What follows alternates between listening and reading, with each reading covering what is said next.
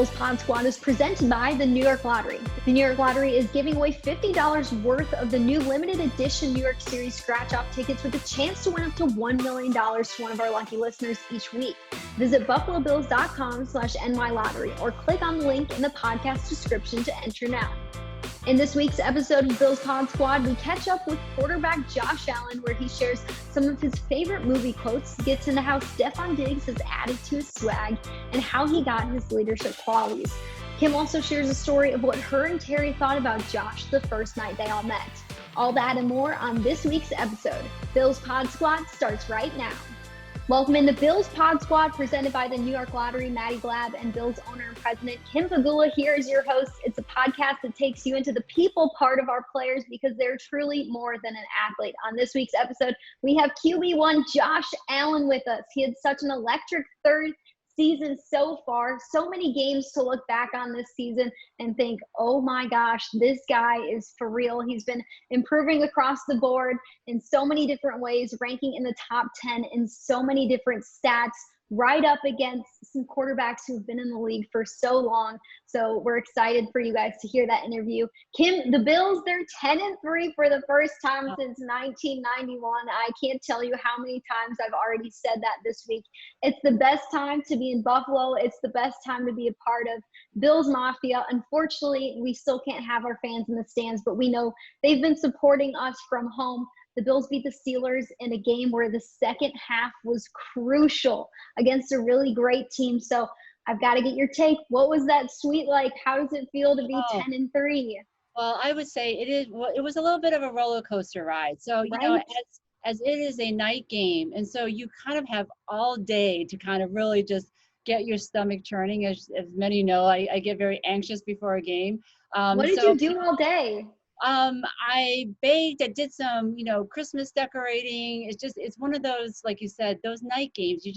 You're waiting anxiously so long until it actually comes. So, but I will tell you that, this was one of those games where I honestly didn't know what to think because of the record the Steelers had. Of course, the veteran, Ben Roethlisberger, been in the situation, but they showed they could be, they're fallible. So with their game, their loss to the Washington football team, the previous week. So I had no idea what to think, and then, we start off at the game and wasn't quite our best game, but, they weren't playing great either. And so you're like, oh, thankfully we're not, still, scoreless, after the first period. So it was a roller coaster ride. And then I would tell you that interception, that pick six, I know coaches talk about momentum, but you could clearly see it when that pick six happened and we got on the board. You could just see kind of things just started clicking for us. They found their connection.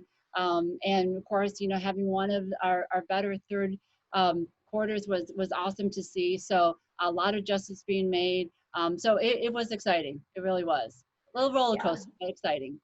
The first half compared to the second half, man, such a different story. And I think in a game like that, like the fans would have helped so much in that first half, because in times where you're looking for a little bit of juice, we saw the defense had to create it on their own, but Bills Mafia would have gave them a lot of juice in the first half of that game. But since we have Josh Allen on today, I wanted to know, you've shared on this podcast about the crazy travel story that Josh had to be able to get to Laramie, Wyoming, to meet you guys for dinner pre-draft. And Josh will tell his side of the story. But just from an owner's perspective, what were some of your first thoughts about Josh Allen when you guys met him for the first couple of times? You know what? I will say, to be honest, I think when we first drafted Josh, I was thinking to myself, like, oh my goodness, like, he's such a young, baby-faced kid.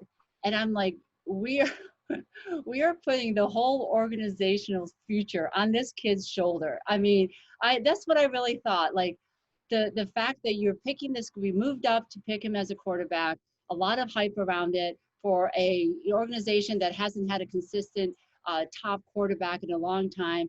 And here's this kid from Laramie, Wyoming, a California kid, and you are expecting so much out of this kid, right? And the whole organization, the future.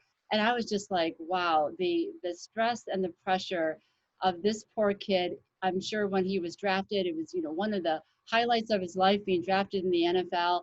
But then to realize behind the scenes what that really means for him, it's mind blowing sometimes, just how much we depend on that quarterback, and it being Josh. But I will tell you that the tests that we've put him through, whether it's on the field or in our community, he's passed all of them. He really has. And the development, and I think that's the one thing I remember that Sean and Brandon really, as they talked about it, that it's not, sure, there have been kind of these quarterbacks that come out in their first year and, do great, but really wanting to focus on the development of our quarterback and the development of Josh Allen.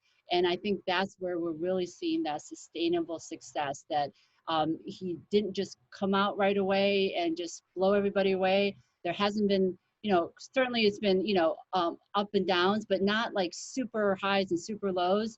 And it's been just a progression of growth that we're seeing. And so lucky to have him as part of our organization. And I know a lot of people think back to that draft and they think about the other quarterbacks in the draft. And Josh Allen, according to national media and analysts, he wasn't the favorite for a lot of people. But one thing that I heard you and Brandon and Sean McDermott say once I got to Buffalo was that this guy, he might not have been the favorite. We really liked what he put on tape. We really liked what we got to know about him from meeting him, and he, in our eyes, is the player that has the biggest upside. He has the biggest ceiling. And to see what he has been able to do in his third season, we're completely seeing this play out in the upside part, the ceiling part.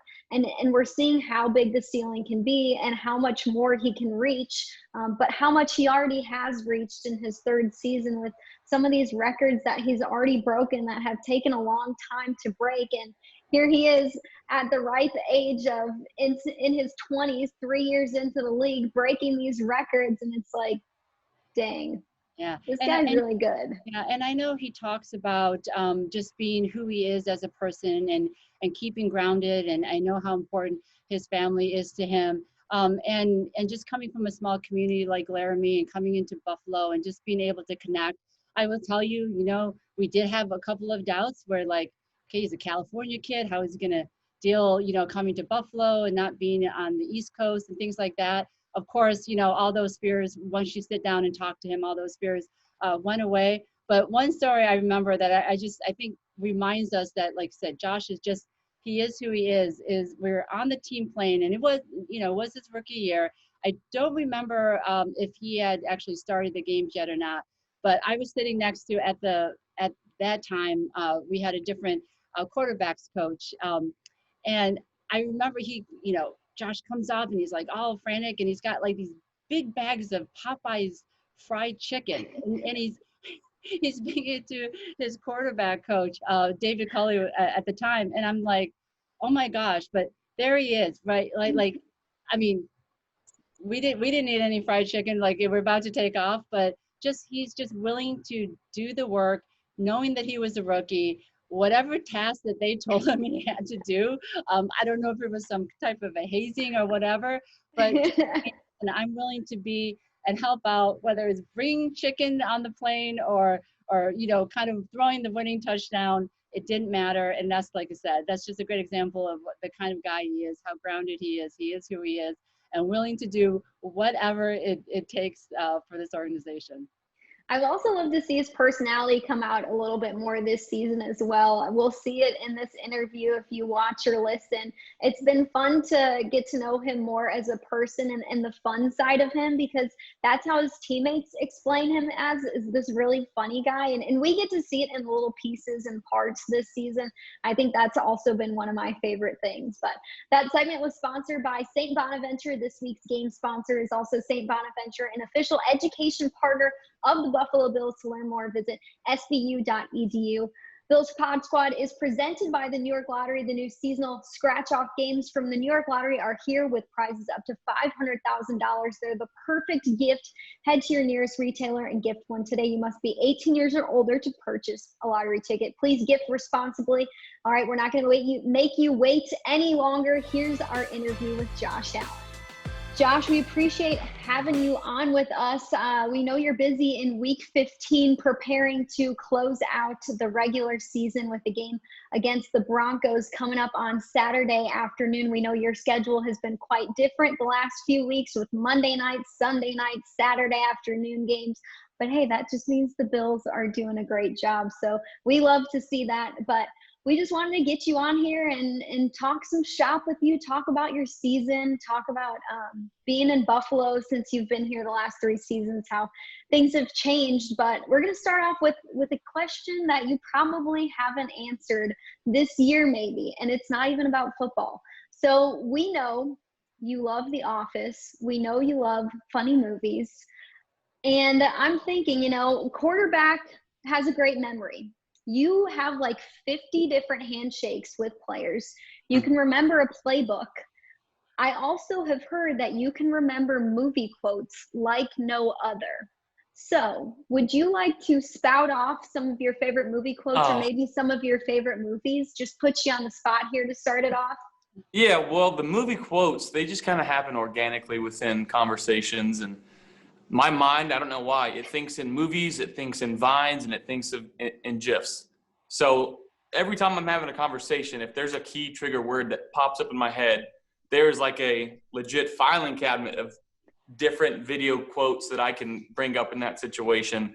I quote movies like The Other Guys, Step Brothers, Anchorman, Shooter. You can go, it goes into a bunch of different types of genres, but a lot of the Will Ferrell comedy movies is what I can quote really at the top of my head, and with no skipping, with no errors. Like, it is engraved in my mind forever, and I don't know why. It's not like I continuously watch these movies over and over. It's just I watch them 1 or 2 times and it just sticks, and I don't know, I think it's the funniest thing. It sounds like that comedy is the type of movies that you like. So what's your top funniest movie? So my top funniest movie is probably, it's a little raunchy. It's either This Is the End or The Interview. And I'm a big James Franco. So Seth Rogen and James Franco are both in those 2 movies. And they get along really well on screen. They're really funny movies. They're probably not the greatest movies to watch, but I can sit back and watch those and laugh all day. That's all right, Josh. My favorite type of movie is martial arts. So the really violent ones, I love every martial arts movie ever. I am such a huge fan of. So I know it seems weird, but I am. Well, you got to give me a list to watch. Yeah, if you need any gory movies or shows on Netflix, Kim has got you, because that's what she does late at night. She binges shows on Netflix. Yeah, it's not. It really interrupts my sleep. But yeah, there's some really good ones. I'll have to let you know. But the bigger the fight scenes, the better. That's awesome. Wish I could kick some butt out there, but I got nothing, so I just watch it. That's awesome. Do you have any favorite lines from Step Brothers? Because I'm a huge Step Brothers fan too, and I can think of one that is inappropriate, but I will bleep out the word that I love from that movie. It's the scene where they're in their bedroom and they have the 2 beds, and I think they're sleeping or something, and one of them can't go to bed, and I can't remember if it's Will Ferrell who says it, but he's like, I'm going to stuff this pillow full of bars of soap and beat the out of you. Mm-hmm. Yeah, and I hope you don't move, because I'm going to put a rat trap between your legs. I think my favorite underrated part in Step Brothers is when they build the bunk beds. Oh my gosh. Dr. Doback is saying, no power tools, and Dale says, oh, it's my toothbrush. That is not your toothbrush. Oh, we're almost done anyways. That's one of the quotes that comes up often. And then obviously the beds break, and he falls on Brennan, and Dale runs in. He's like, Robert and Nancy, why'd you let us do that? It was such a terrible idea. Blood everywhere. Yeah, that's. What's the Will Ferrell movie where he's like the soccer coach and Mike Dixon's Kicking and Screaming. Yeah, that's one of my kids' favorite. And I've heard it so many times. I like the juice box when he starts yelling at the juice box kid. So he is so. We need to get him on, Maddy. We need to get him on our podcast. If you get him on and I am not on that call as well, I'm going to throw a fit. I was gonna say maybe Josh has a little bit of pull where he could get him on with us. I don't know if I have any pull. Kim, you two on the call have the pull. All If right. anybody could do it, he's a USC alum, so it's going to be Matt Barkley. Okay, Ooh, got it. this is true. So, I'm thinking. Well, obviously you're also a fan of The Office, as Maddy said before, but I bet you didn't know this fun fact about The Office, that it is based in Scranton, Pennsylvania, correct? Mm-hmm. That is where Terry is from, believe it or I not. didn't know that. Yeah. So he's actually, because no one's heard of Scranton, Pennsylvania. It's not like, it's not the hottest place in our country right now, but it actually, and I think the new president is from Scranton, Pennsylvania, isn't it? Yeah. Yeah. So is Terry. That's the area that he's from, believe it or not. So, Wow. Yeah. Who knew the connection was there? Hitting That's you awesome. with some fun facts and some movie quotes to start off this interview. Josh, you've been asked, and Stefon Diggs has been asked so much about you. You've been asked about Stefon Diggs so much and just the relationship between you two. But I want to ask you, we know Stefon Diggs has added a lot on the field and in the locker room. But what has he added to your life? Has he made you a funnier person? Has he helped you step up your fashion game? We all know he loves his clothes. He loves his sweatshirts, he told us. How has Stefon Diggs added to your life outside of football? I mean, he's definitely added a lot of joy. I think that's the first thing he's added. Just being around him, he's got an infectious personality. I mean, he's just always happy, great energy, always joking around and trying to make people laugh. So the joy is, that's number one. I think my swag has gone up just a little bit. Being around him, obviously we were doing this kind of like series early on in the year. I'd take a picture in one of his hats or put his watch on or something and Victory Monday posts. And I know the fans like that, but we haven't done that in a while. But I think my swag's gone up, just kind of seeing the fits that he wears and getting some ideas for myself. He owes me a hoodie. So if you see him anytime soon, just remind him that he promised me a hoodie. I haven't gotten it yet, but. Okay. Well, it will be done. Well, I am sure that you are also getting a lot of outside conversations, with the big primetime games that we've had this year. We still have one left. Who's been the biggest kind of person that connected with you to say, congrats, or someone that, maybe not as big as Will Ferrell, but maybe close? Let me think. Rainn Wilson from The Office, Dwight Schrute. Okay. He reached out, or he didn't reach out, but he tweeted about me, and that was a really cool moment for me. The Lonely Island, who's like Andy Samberg and his group, they tweeted or Instagrammed me and Dawson our celebration after a touchdown. That was really cool. Let's see. I mean, there's not been too many people. I know Peyton Manning will reach out every once in a while, and his father as well, Archie, which, I really appreciate them reaching out. I met them back at the Manning Passing Academy, 4 or 5 years ago now. So that they've been in contact. And then one of the analysts, Chris Mortensen, who's my guy. We text often, and he's a battler and he's a survivor. So he's one of the good ones. Do you prepare differently when it's like a primetime game or Monday night, Sunday night game, any of those games? I know in the past the Bills, we haven't had a ton of them. This season we have a lot of them. Do they get any easier?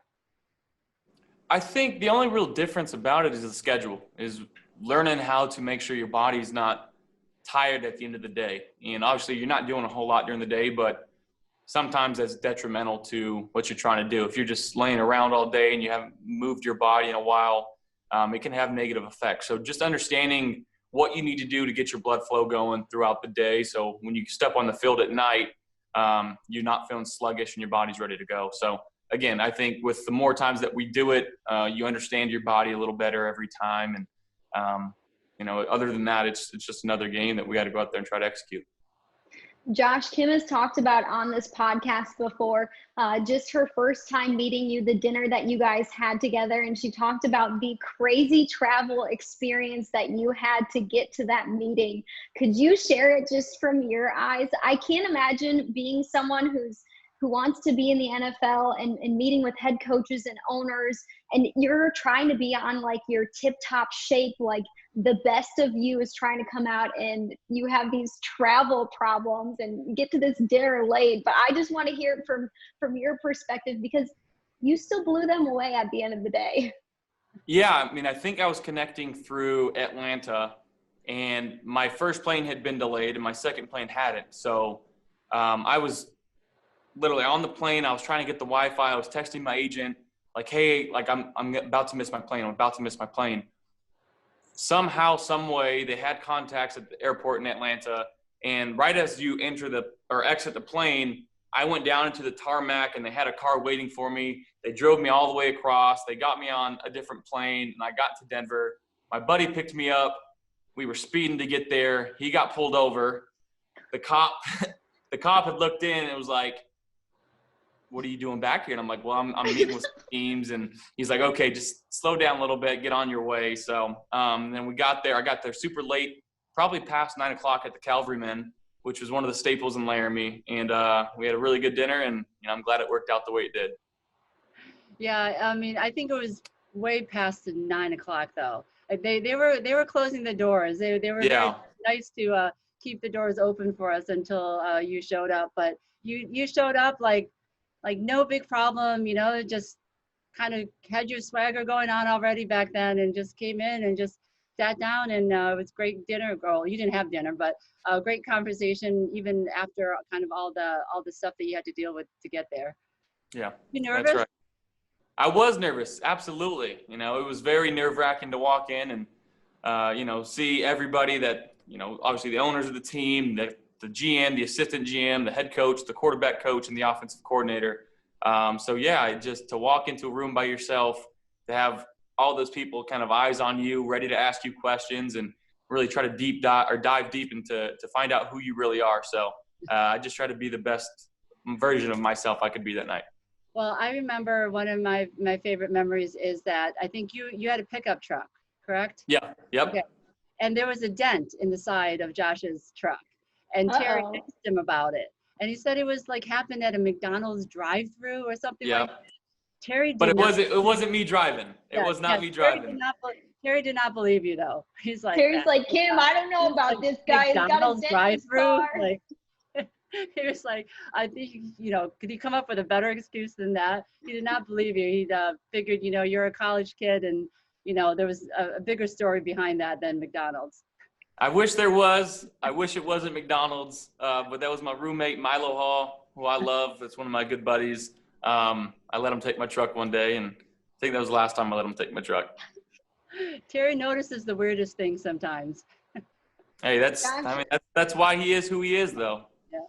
Thinking back to that moment and just where you're at now, is it crazy to think how much you've grown, how much you've matured, how far you've come since that dinner in Laramie, Wyoming? And Stefon Diggs said something a couple weeks ago about being able to reflect after his final season with the Vikings and coming to Buffalo, and how much reflecting also helped him shape himself for a new season, a new outlook, a new mindset. Do you reflect on seasons like that? Do you reflect on your last 3 years and just the person that you've become since getting into the NFL and being drafted by Buffalo? Yeah, I mean, I definitely do. I think as a football player, the knowledge, the different situations that I've been put into games, obviously that's increased, and my maturation process on the field has been, it's part of my journey, and it's been fun, it's been good, and it's been hard, but I wouldn't want it any other way. As far as the person I am, I feel like I haven't changed much. I still love this game. I enjoy this game, and I feel like a little kid when I'm in the building and when I'm playing this game. I mean, I don't think I'm gonna never try to change who I am. I have a lot of fun in life, and I make jokes all the time, and I quote movies all the time, and that's something that'll never change. But as far as the football aspect, yeah, I've come a long way, and it's been a fun ride, and I know we got a long way to go still. Josh, a lot has been said about the team around you. You were in a draft class that had a lot of quarterbacks picked.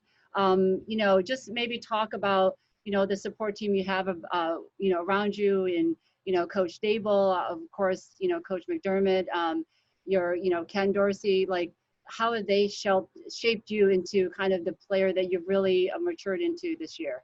Yeah, me and Dave's the relationship that we have, I think a quarterback OC relationship is very instrumental in how your offense is going to run.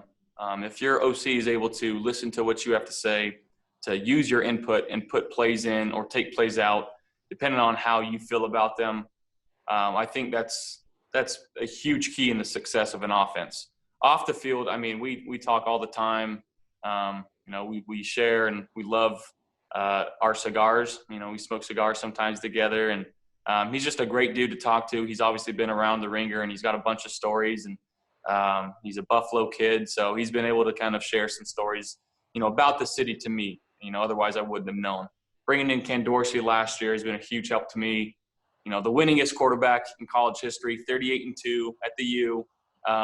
We give him stuff for that all the time, that he should have been 39-1 or 40-0, but 38-2 is pretty dang good. So just the way that he sees the game, through the eyes of a quarterback, having that relationship with him too has been awesome. The way that he is able to communicate with the guys in the quarterback room, he's got a bright future, a bright coaching future, and I am super excited and, obviously anxious to see where that goes with him, because he's one of the good ones too. And then obviously Coach McDermott, we know about him, playoff caliber, what he's been able to do here in the last few years, leading the team to the playoffs and in the drought, and kind of developing this type of situation here in Buffalo where our standard really has changed.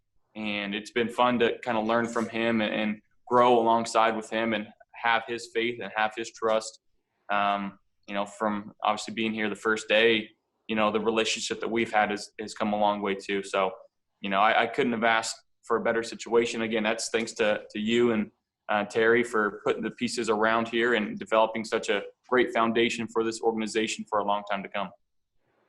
Josh, it sounds like there's so many great leaders around you with the way you talk about Brian Daboll, Ken Dorsey, Sean McDermott, Brandon Beane, the Pagulas. You yourself are also such a great leader, and so many of your teammates talk about it. Your coaching staff talks about it time and time again.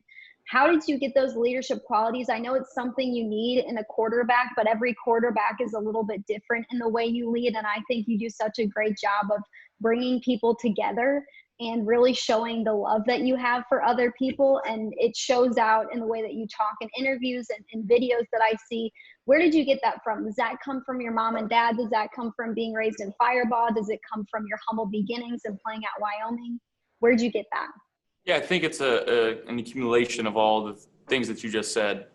Obviously, my parents, I feel like, I had the best family in the world growing up, and the relationships that I have with my siblings is, unbreakable. And seeing how hard my dad worked each and every day to provide for his family. And that's something I'll never forget. And the things that he said to me growing up when we were driving to St. Joseph's, our, K through 8 school, just the things he would tell me. I mean, I'd literally be sitting in the passenger seat. He'd be interviewing me like I just, won the Super Bowl, and something, I will cherish forever. Just the way that he raised me and was able to show me how to be, a real man, and how to be the leader of men, and as I progressed throughout high school and throughout college, learning different qualities about myself, developing relationships with other people from different types of background, and gaining knowledge of really how to handle people. And again, it's not easy for everybody to be put in a situation like this, but again, being a quarterback in an NFL team is the only thing I've ever wanted to be. So it's just, I don't know if it comes naturally to me, and I feel like it does.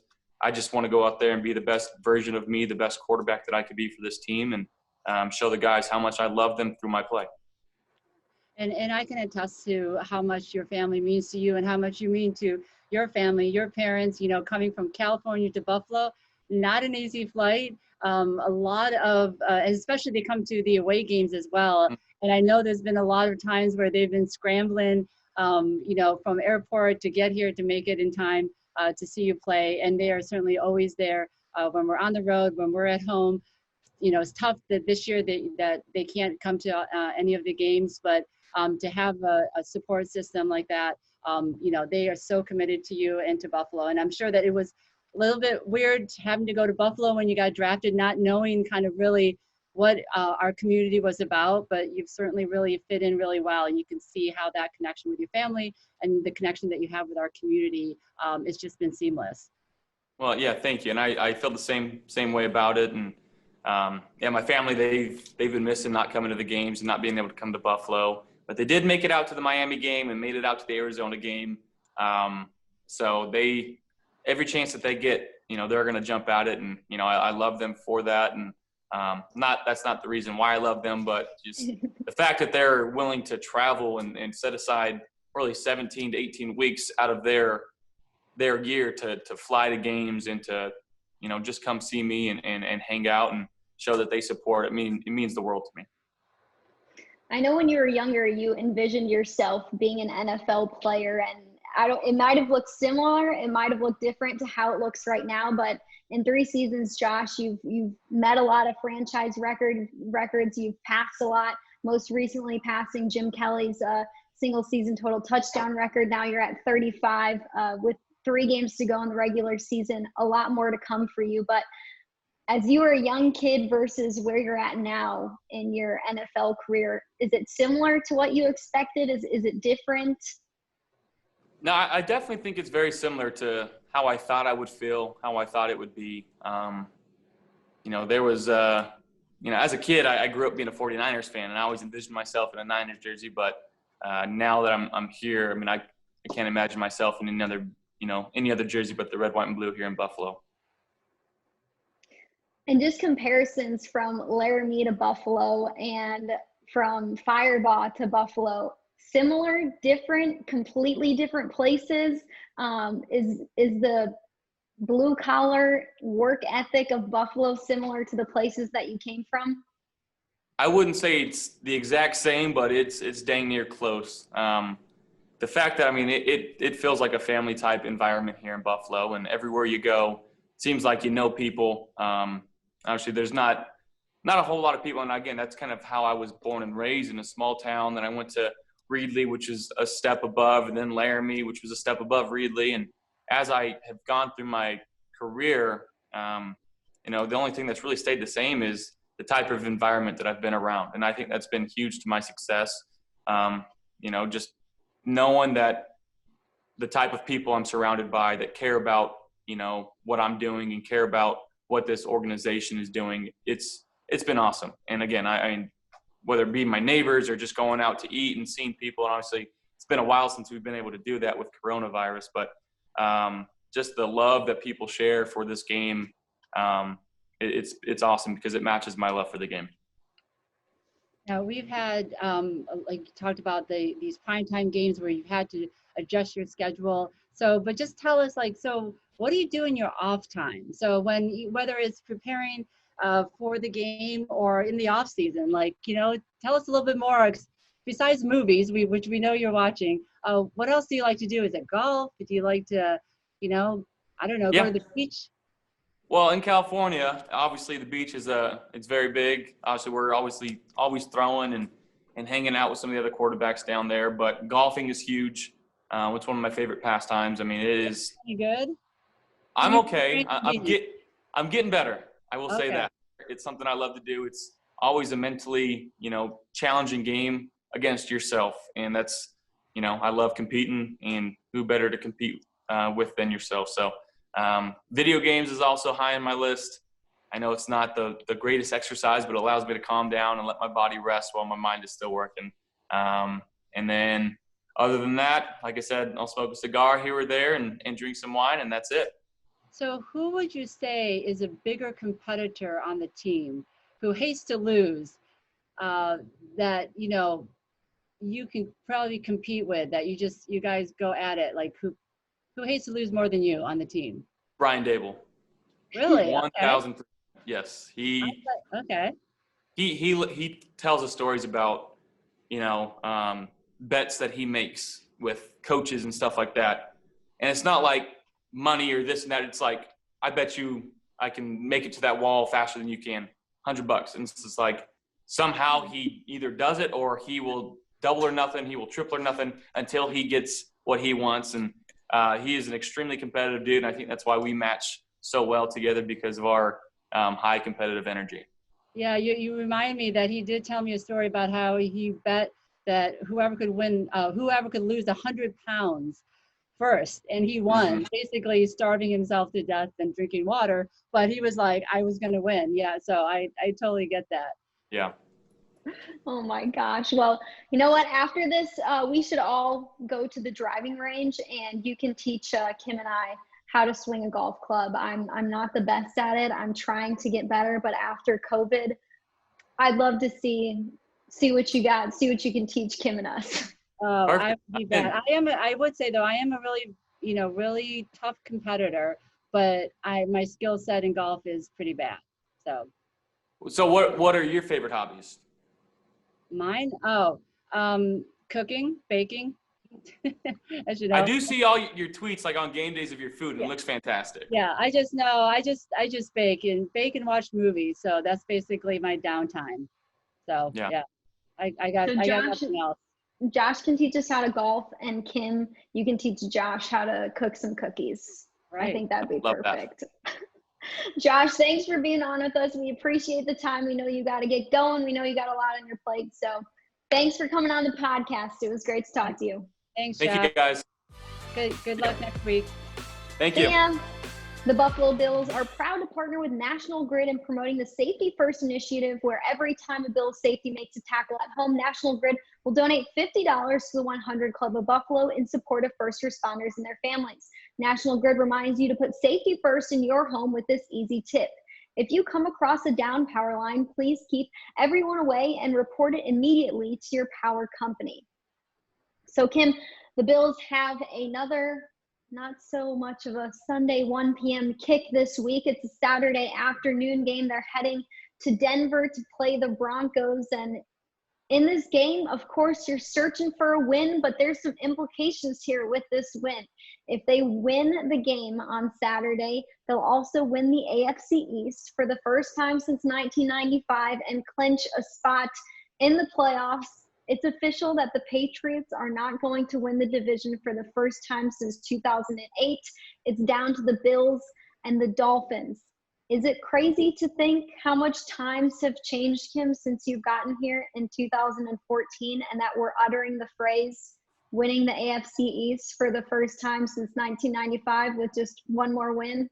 Yeah, it is so much fun. You can just we're not going out a lot, but whether I'm getting text messages from people, especially those national games where you're getting so much exposure, and I'm hearing from people I haven't heard from in a long time, and just seeing, talking to staff and just people, even if you're on the grocery store, just the excitement around feeling really good and proud about where our team is and how it's being represented on such a national stage. This is my oldest daughter was born in '94, so it certainly has been a long time that fans have been really waiting for. And I'm just going to try to enjoy every minute of it because listen, I don't want to wait that long again, and I don't think that we're going to have to.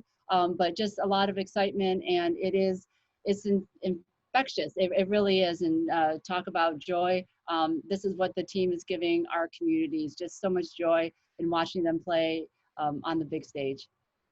I think a lot of people have friends, random people, family members, maybe coming out of the woodworks to contact Bills fans to say, oh, this team, they're good. They're really good. They're 10-3 good. They're actually for real, in which we have been trying to tell people that that's been the case for the last couple of seasons here in Buffalo. But Josh shared someone who reached out to him via tweet that's a little bit more famous.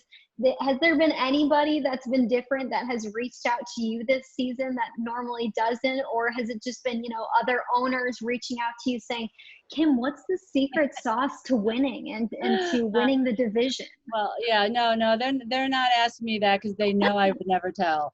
But you know what? I think it's more about like people that knew us, before we bought the team.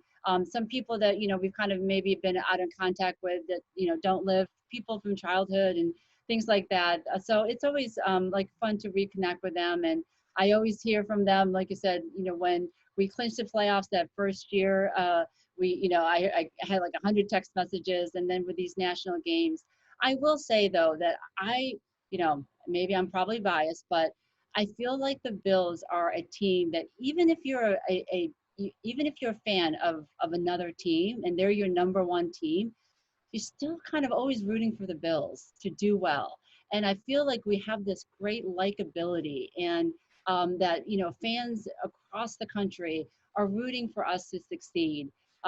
So despite, like I said, being a fan of another team, I always get that feeling. And I get so many people that I cross paths with that say the same things like, listen, I'm a fan of whatever, but like I'm really rooting for you, or I love to see you guys doing so well. So that's always nice to see. I think just represents who we are as a fan base and who we are as a community so well. I definitely agree. It's easy to cheer for the Bills if you're a fan of other teams. That was the case for me when the Chicago Cubs won the World Series in 2016. I grew up a Cubs fan, and the amount of people who were also cheering with me, even people who were the fan of Chicago White Sox, wanted to see the Cubs win. So it's always fun to be a part of a team where you have also a lot of other people coming together to cheer for that team because they want to see success. But with success, Kim, you've got to manage those expectations. You can't get too ahead of yourself. And we've heard Coach McDermott and the coordinators and the players talk about a lot this week that, we're just trying to go 1-0 this week. We know there's implications. We know there's a lot of noise surrounding this team, but we have to stay focused. We have to kind of stay in our bubble here at One Bills Drive and not worry about what the outside is saying. So from an owner's perspective, how do you kind of just stay in line, not get too ahead of yourself? Because this franchise is on the cusp of some really great things this year. Yeah, I honestly, I try not to listen to the outside. I do. I try to stay focused, and I talk about, I just get so anxious every game.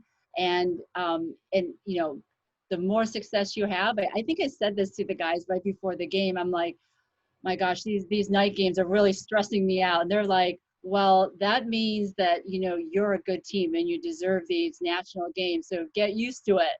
And which, I'm going to take their advice, but you're right. That expectation. And that's what, that's why we extended Brandon Beane, why we extended Coach McDermott, because they truly, the experience and the knowledge. Listen, Coach McDermott has played in a Super Bowl. He's had winning seasons. And so he knows and understands what needs to be done and how to get our players to be focused. I also think that, the playoff game last year, I think, even if it was just one game, I think that kind of, even especially for Josh Allen, it just adds a little bit of maturity going into this season. And so the ups and downs and the highs aren't quite so, at a peak and valleys. They're a little bit more even keeled. And I think Josh knows, feeling that loss from last season, last playoff at the Texans, that, he knows what he needs to be done, and certainly managing the expectations. He knows how important that really is, because no one wants to feel like that again. I'm sure what he felt like last year, and he wants to take that learning into this season as well. Yeah, and one thing I think that's going to help this team also down the stretch is just the familiarity that they have with each other. And you and Sean and Brandon have made it a point to draft, develop, and re-sign. They want these players who add to this team, to this culture. You guys want them to be here for the long term. And I think when you get into the playoffs, having that familiarity with each other is really going to help. And of course, it starts with the Saturday game against the Denver Broncos. They haven't had the best record in the NFL. They're 5-8, but it's easy to fall into a trap game. It's easy to have your sights set on a couple games ahead and not play the best in a game where you really need to focus on here. So it'll be a good game regardless of what the score is. It's an important game coming up here Saturday. It gets us one game closer to the goal that we all have and the goal that the Bills have set for this season. And the first part of that is winning the AFC East, and they can do that on Saturday. I totally agree. I will be there. I'm going to travel with the team, and so I will be there mile high and just cheering on the team. And I know all the fans back home will be as well. And I know I heard some chatter, like, I don't know, what are fans going to do, if we do clinch, the top spot in our division? Like, how are fans going to celebrate? Like at home, I don't know if they're going to, we saw when we clinched the playoffs, some great videos of our fans just celebrating that playoff, the drought ending that year. Just wondering now in this pandemic world that we're living in is how fans are going to celebrate this. So I'm really looking forward to seeing what they have planned via, videos and social media. Yeah, that's so true. That's so true. For our listeners and our people watching, you guys better cook up some great stuff because Yeah. Kim and I are anticipating what we'll see. I'm sure there's going to be a lot on social if we do win this game, but one game at a time. I believe they can do it. Kim, you predicted a win over the 49ers, over the Steelers. Are you going to do it again? I am. I'm definitely going to predict the Bills with a W here. Like I said, this is a team we don't play that often in Denver, and this is going to be a team that, it's not a home game, but these days, home advantage is not what it used to be. And I think that we've kind of pulled two types of different games out, but two games certainly more than that. But the last two games, the confidence and like you said, you can just kind of see things, even when things aren't going exactly the way you want it. You have the confidence that this team knows what they need to do, and that not to worry that it's a full game. So I'm gonna try not to be anxious. I'm gonna try to enjoy the game. We'll see, but yeah, I'm just looking forward to again continuing down this path, and excited to see what the outcome will be on Saturday. Couple weeks left in the regular season. We appreciate everyone who's been listening and watching this podcast. It's been an awesome season so far. We still have a couple weeks in store, taking it into the playoffs as well. But Kim, thank you as always for being on as a guest, and for Josh Allen, who's also on with us as a guest. A great person to talk to and some great people to come. All right. Thank you, Maddie. See you next week. We'll catch you guys next week. See you next week.